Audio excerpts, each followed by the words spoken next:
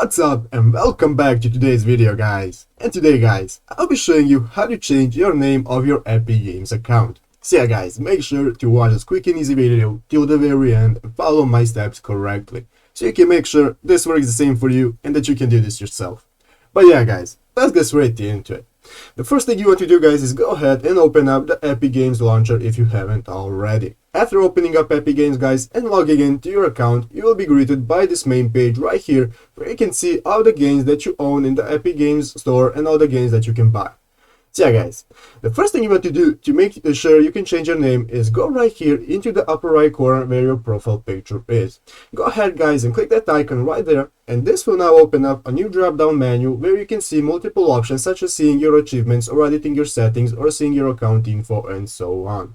So guys, what you want to do is go ahead and click this third option right here called account. And after clicking on account, guys, now this will open up a new external tab in your browser that will lead you to the official Epic Games website. And it will open up the settings options where you can edit your account. And guys, if you look at the left side of the screen, we have multiple options for editing your account, such as account settings, email preferences, payment management, and so on.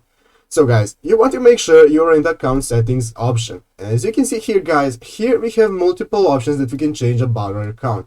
And as you can see, the first option right here is enabling us to change our display name. So guys, you can see you can only change your display name every 2 weeks, and you can't change it more than once every 2 weeks. So if you want to change it, go ahead and click this blue button right here next to the name of the account, and here you can type in your new name that you're going to be using for account. Just confirm that you are changing your name, and then click on confirm, and then you will have successfully changed your name.